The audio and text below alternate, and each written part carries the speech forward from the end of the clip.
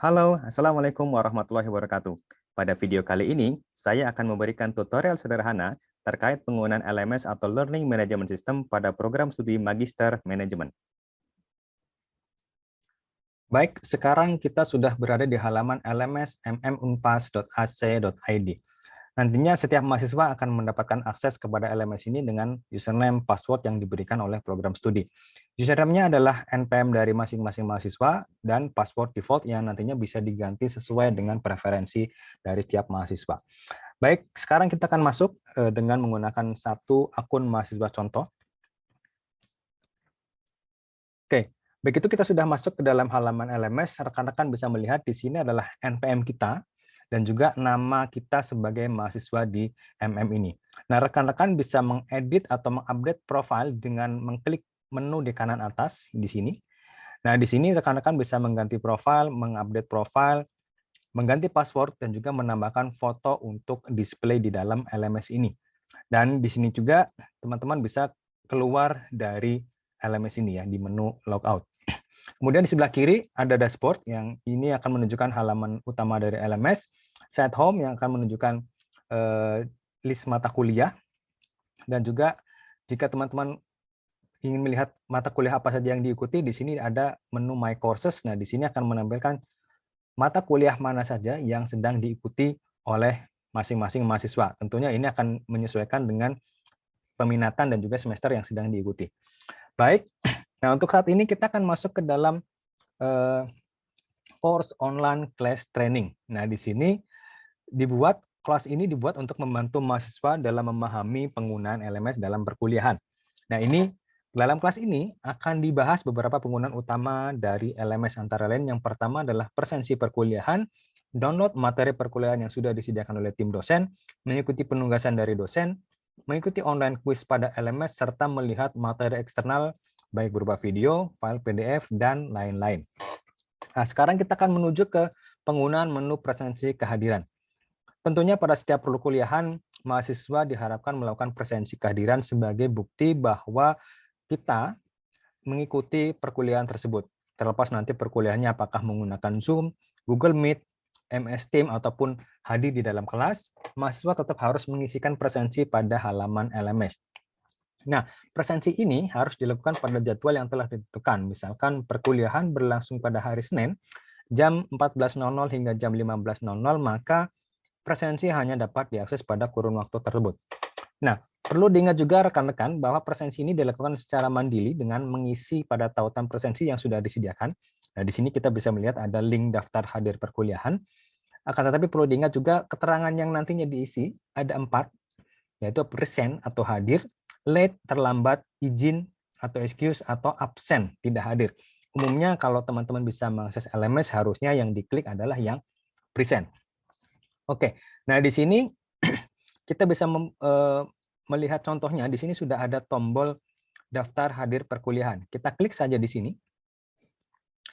Nah, oke, untuk hari ini yaitu hari Senin tanggal 21. Maka di sini kita harus scroll ke bawah tepat di tanggal perkuliahan kita berlangsung. Nah, di sini memang dicontohkan agak panjang ya.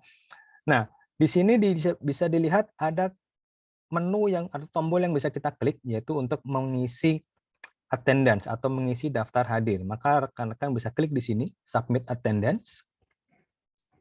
Akan keluarlah 4 pilihan tadi, ada present, late, excuse, ataupun absent.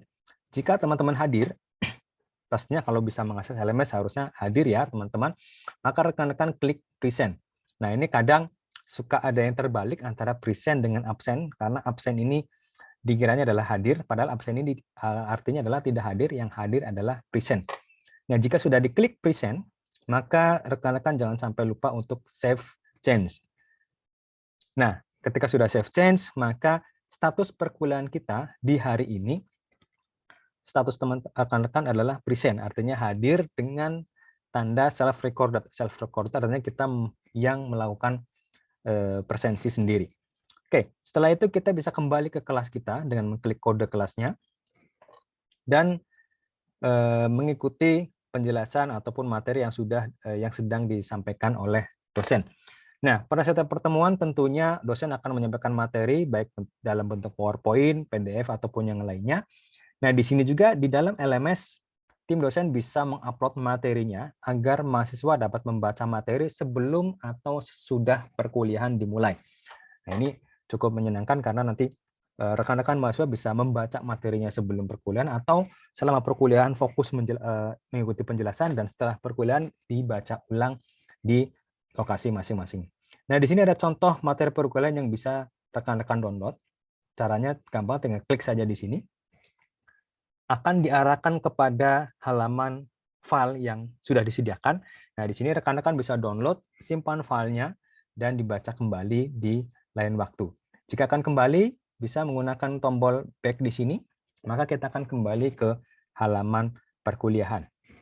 Oke, nah setelah perkuliahan selesai, materi bisa kita baca sesudah ataupun sebelumnya.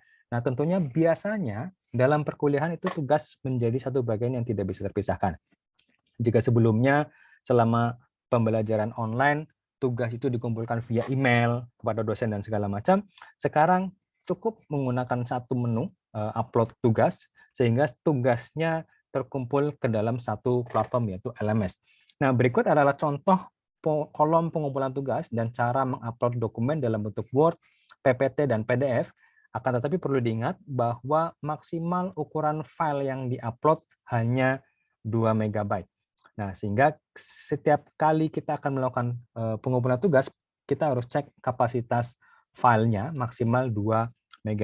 Nah, ini adalah tombol untuk pengumpulan tugas. Nah, ketika kita klik di sini, nah, di sini status yang kita lihat di sini adalah no attempt, artinya kita belum mengumpulkan satu tugas apapun. Nah, di sini kita akan mencontohkan bagaimana kalau kita mengumpulkan salah satu file yang merupakan jawaban dari penugasan.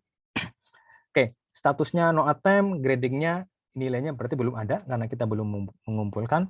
Last modify-nya belum ada karena kita belum upload.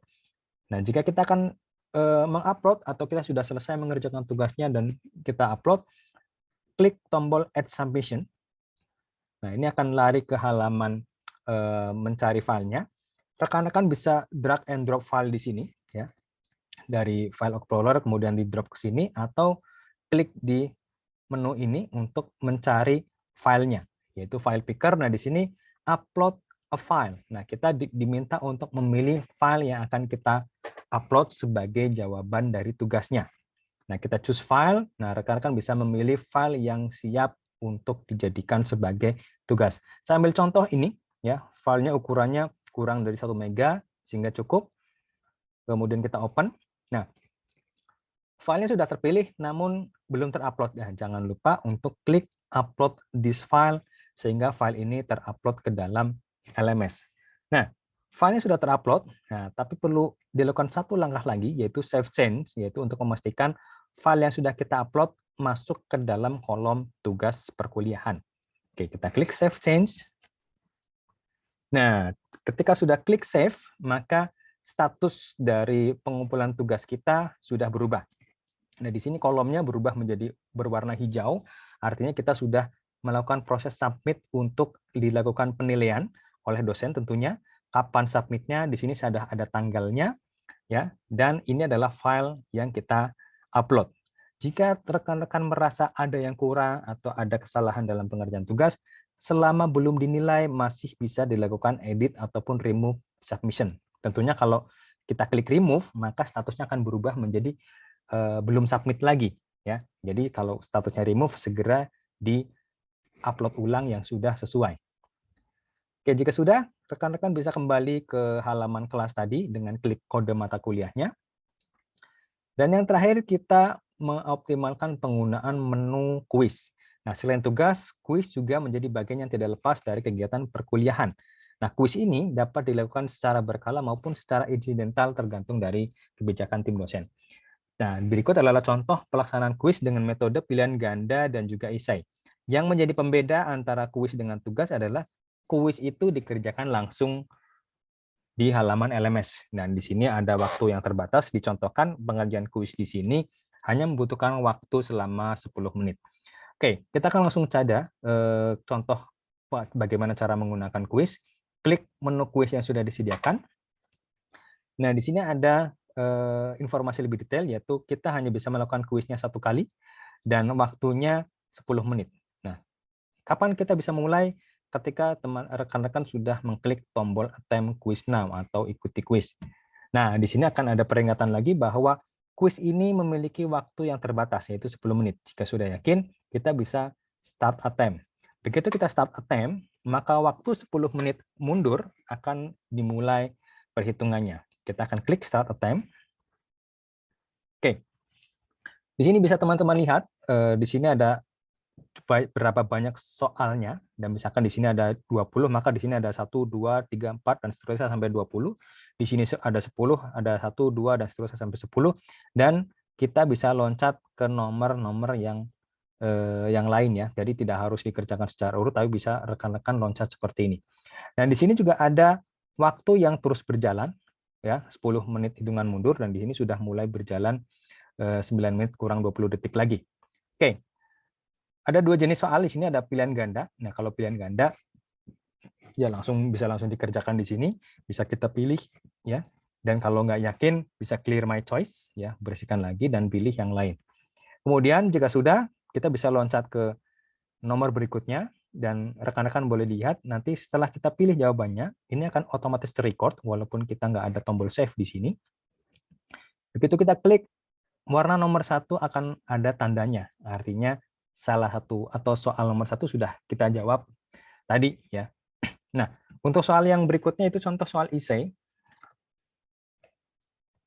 Di sini rekan-rekan bisa menjawab apapun pertanyaannya ya dengan menambahkan kalimat narasi, penjelasan dan lain sebagainya, dan akan otomatis juga ke save. Nah, misalkan soalnya lebih dari 2 dan salah satu pertanyaan ragu, rekan-rekan bisa menandai pertanyaannya dengan mengklik flag question ini, dan nanti akan muncul tanda merah di pojokan nomor yang rekan-rekan belum yakin. Nah, ini misalkan kita klik ke nomor yang lain, nomor 2 tadi sudah ada jawabannya, tapi masih ada bendera merah. Artinya kita tadi merasa belum yakin, dan bisa membenarkan atau menambah jawaban yang sesuai gitu ya. Oke, ini contohnya. Oke, sudah yakin, kita bisa remove flag-nya, dan tanda tadi akan hilang. Walaupun kita geser-geser ke nomor yang lain, tanda merah di sini menjadi tidak ada. Oke, jika dirasa sudah yakin, semua soalnya sudah terjawab terpenuhi seperti ini, rekan-rekan bisa finish attempt untuk mengakhirinya atau membiarkan saja sampai waktunya habis. Tapi biasanya untuk menjaga ya namanya kita menggunakan sistem online, jika sudah merasa yakin, kita bisa klik finish attempt agar bisa langsung tersimpan. Nah, di sini pun ketika kita mengakhiri pelaksanaan kuis, masih ada opsi untuk kembali ke kuis atau sudah selesai dan kita bisa langsung submit all dan finish. Artinya ketika kita klik tombol ini, maka kita tidak akan kembali lagi ke dalam kuis. Oke, sudah yakin? Kita klik submit all and finish. Nah, di sini pun ada satu konfirmasi lagi. Submit all and finish. Voila, sudah selesai. Dan dari 2 soal ini, 1 nomor terjawab dengan benar. Karena kalau soalnya adalah pilihan ganda, maka secara sistem itu ada langsung jawaban yang benar. Tapi jika soalnya dengan metode essay, ini perlu dilakukan koreksi oleh tim dosen untuk mendapat nilai yang sesuai. Baik, kuis sudah selesai, kita bisa kembali ke kelas dan rekan-rekan bisa mengikuti kegiatan yang lain. Kurang lebih seperti itu, jadi saya rekap sedikit di sini sudah kita cobakan bagaimana kita melakukan presensi perkuliahan, bagaimana kita mendownload materi dari dosen, bagaimana kita mengikuti penugasan, dan juga mengikuti online quiz pada LMS. Nanti video ini akan ditambahkan pula di sini untuk bisa dilihat secara langsung dari LMS. Nah, jika perkuliahan sudah selesai, tugas sudah selesai, dan kuis sudah selesai, rekan-rekan bisa keluar dari halaman LMS dengan klik menu di sebelah kanan atas. Di bawah profil ada logout. Ya, kita logout dan kita keluar dari halaman LMS. Terima kasih. Sampai ketemu lagi. Assalamualaikum warahmatullahi wabarakatuh.